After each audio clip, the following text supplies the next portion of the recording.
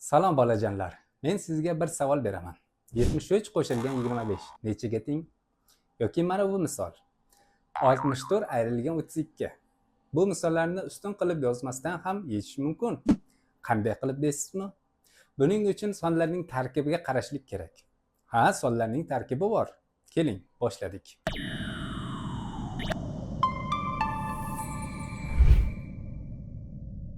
Ekrandagi jadvalga qarang. Bu yerda ikkita ustun bor. Birinchisi o'nliklar, ikkinchisi birliklar. Masalan, 60 sonini o'ylaylik. 60 sonida nechta o'nlik bor? To'g'ri, 6 ta o'nlik bor. Nechta birlik bor? 0 ta. Shuning uchun jadvalga 6 va 0 yozamiz. Endi 11 soniga qaraymiz. 11 sonida bitta o'nlik bor va bitta birlik ham bor. Demak, sonlarni mana shunday tarkibga ajratish mumkin. Bu usul bizga qo'shish va ayirishni osonlashtiradi. Keling 60 ga 11 ni qo'shamiz. Avval o'nliklarga qaraymiz. 60 ichida 6 ta o'nlik bor. 11 ichida esa bitta o'nlik bor. 6 ta o'nlikka yana bitta o'nlik qo'shsak, nechta bo'ladi? 7 ta o'nlik bo'ladi.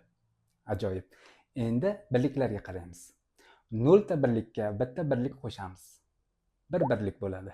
Demak, bizda 7 ta o'nlik va bitta birlik hosil bo'ldi. Bu esa 71 ni hosil qiladi. Shuning uchun 60 qo'shilgan 11 71. Qani siz urinib ko'ring. 50 ga 11 ni qo'shsak nechaga teng bo'ladi? Videoni to'xtatib javobni toping. Topdingizmi? Javob 61. Zo'r. Endi ayirishni ko'ramiz. 62 dan 11 ni ayiramiz.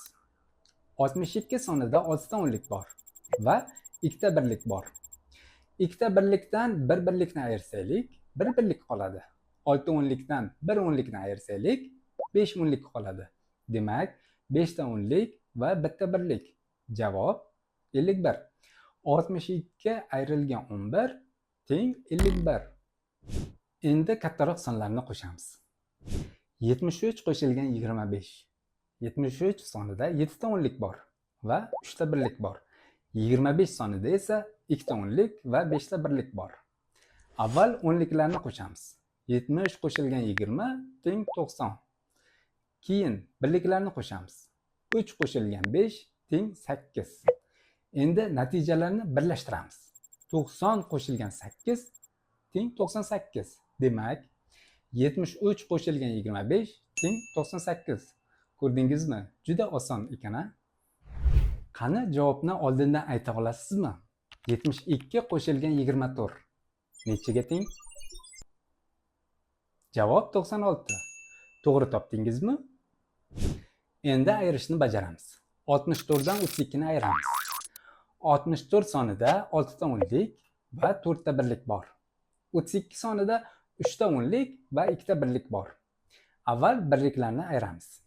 4 minus 2 teng 2. Keyin o'nliklarni ayiramiz. 6 minus 3 teng 3. Natijada 3 ta o'nlik va 2 ta birlik qoldi. Bu esa 32. Demak, 64 minus 32 teng 32.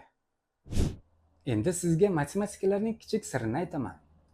Ba'zi misollarni yanada tezroq yechish mumkin. Buning uchun ikkita qoida bor. Birinchisi o'rin almashtirish xossasi. Masalan, 3 qo'shilgan 5 va 5 qo'shilgan 3. Javob bir xil, 8 bo'ladi. Demak, qo'shiluvchilarning o'rnini almashtirish mumkin. Ikkinchisi guruhlash xossasi. Masalan, qavs ichida 2 qo'shilgan 3 qo'shilgan 4 yoki 2 qo'shilgan qavs ichida 3 qo'shilgan 4. Javob bir xil bo'ladi. Necha bo'ladi? To'g'ri, 9. Endi shu qoidalarni ishlatamiz. 34 qo'shilgan 18 qo'shilgan 26. Bu misolda qaysi sonlarni qo'shish qulay? 34 bilan 26 ni. Chunki ularning yig'indisi o'nlik bo'ladi. 34 qo'shilgan 26 teng 60. Demak, o'rin almashtirish xossasiga ko'ra 18 va 26 ning o'rinini almashtiramiz. 34 qo'shilgan 26 qo'shilgan 18. Sonlarni guruhlaymiz.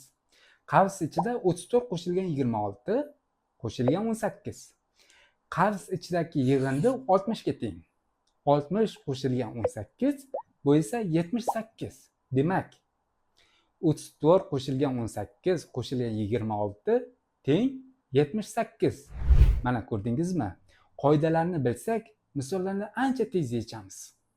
Endi bilimlarimizni hayotiy masalalarni yechishga qo'llaymiz. Birinchi avtobusda 21 nafar sayoq bor. Ikkinchi avtobusda esa undan 12 nafar ko'p sayoq bor. Ikkala avtobusda jami necha nafar sayoq bor? Bu masalani qanday yechamiz? Avval ikkinchi avtobusdagi sayoqlar sonini topamiz. 21 ga 12 ni qo'shamiz. 33. Demak, ikkinchi avtobusda 33 nafar sayoq bor. Endi ikkala avtobusdagi sayoqlar sonini qo'shamiz. 21 qo'shilgan 33 teng 54. Javob 54 nafar sayoq bor. Bugun siz qo'shishni, ayirishni o'rgandingiz. Qo'shishning xossalarini o'rgandingiz va matematikalarning kichik sirini ham bilib oldingiz. Endi sizga savol. 73 qo'shilgan 16 nechiga teng?